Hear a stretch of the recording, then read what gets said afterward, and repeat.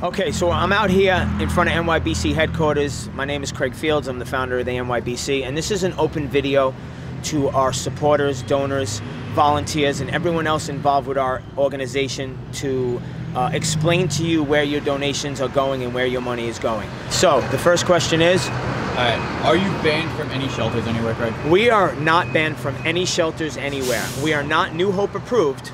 And we have put in an application, and I have a record of about 100 emails requesting whether or not we're approved or not, and we have gotten no response from the Manhattan or Brooklyn or Staten Island ACC, which is New Hope approved.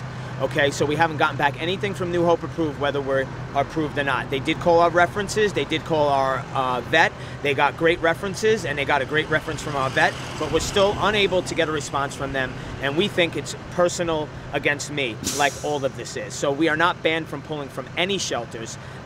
We are not approved to pull from New Hope. So we're still waiting for an answer. So if New Hope, if you're out there, maybe you can give us an answer on why we're not approved. We're the biggest. We have two facilities. We're the biggest rescue on the island, and we're the biggest rescue in New York, and we're not sure why we're not approved.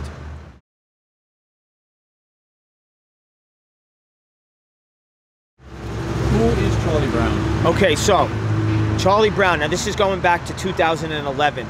Okay, I wasn't even with the New York Bully Crew. I was with another rescue organization, and I saw a dog online that was all chewed up, and I made a personal donation for my own money of $1,000. About a month goes by, and the rescue that had him reached out to me and said, asked me if I would be able to take them, if I would be able to take Charlie. I of course said yes, and I said, can I ask why? And the reason is because they had him at a vet. He was breaking out of cages. He actually got into a fight with a lab, attacked a lab. So they asked if I could take him because they were nervous and they were scared for his safety. And they didn't really have a facility, and they had no means to care for him. So I agreed to take him.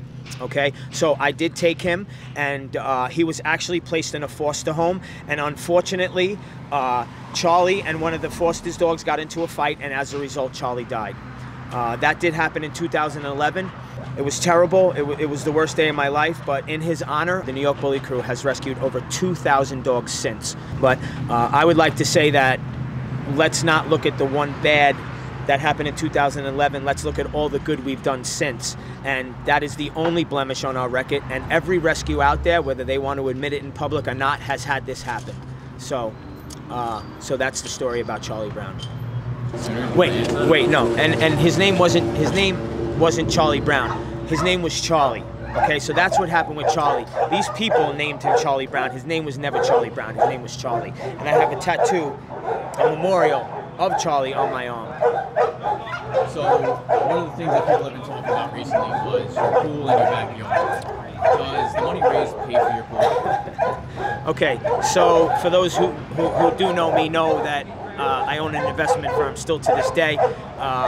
For those of you who don't know me, I started out on Wall Street, worked on Wall Street for 5 years, and then I started my own investment firm, which I own to this day. I have a full-time job aside from working at the rescue full-time. My pool was built in 2000 and was built in the year 2000, and I started the rescue in 2010. So what does that tell you? So no, none of the money's used. None of the monies that we receive in donations could have been used for a pool that I built in the year 2000. So I think that answers that question, Anthony. What are your monthly overhead costs before any new rescues arrive? Okay, so I had to write this down.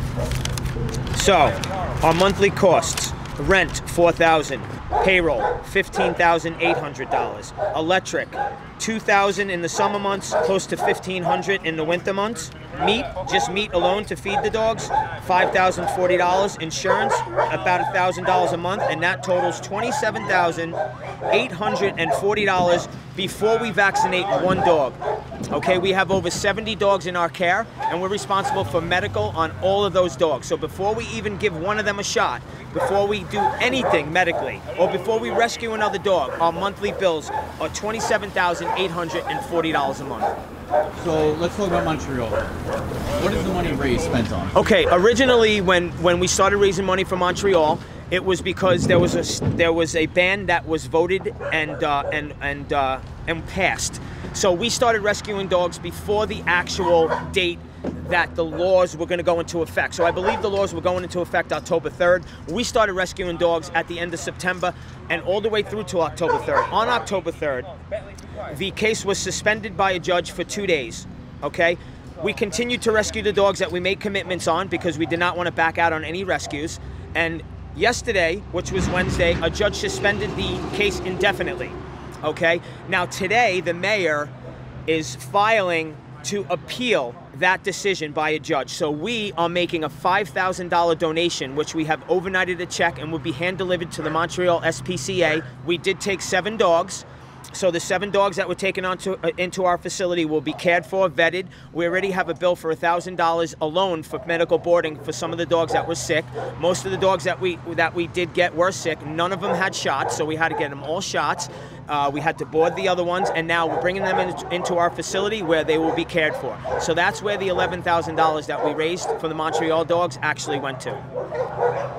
And the only reason that we're donating the rest of the money is because we're anticipating getting a lot more dogs, but obviously, since the ban was suspended, no more dogs are in need. So we are going to take that money and give it to the SPCA so we can all band together to fight against this, because in the end, we're all pit bull lovers and we're all here for the dogs, supposedly. I know I am, and I know us as an organization, we are, and that's why we made the donation.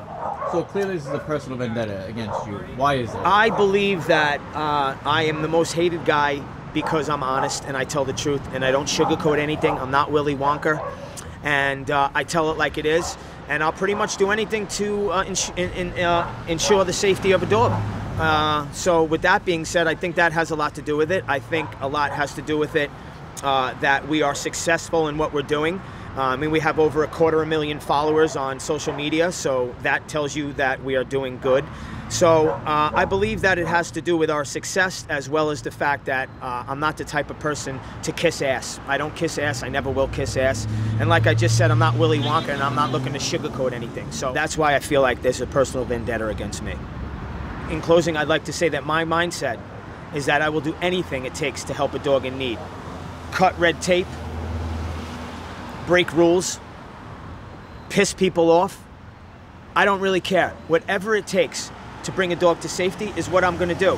And if that pisses someone off, I'm sorry. Our main objective here is the safety of a dog, and I'll do anything to make sure that that dog is safe. And if that means that I broke a rule, so be it. All right, so I do want to make one point. All these people are attacking me personally, and I am not New York Bully Crew. New York Bully Crew is made up of all of our employees, all of our volunteers, all of these people that work, the volunteers that work for free, the people that come here and walk dogs. That's all Bully Crew. And when people are spreading lies about us and hate about me, it's just hurting our dogs. So in the end, what these people are actually doing is preventing us from helping more dogs, preventing us from getting the dogs adopted that we have, preventing us from getting very valuable donations that we need to survive. So that's what people are doing. You're not hurting me, okay? You're not hurting me personally. You're hurting all the dogs that are in our care.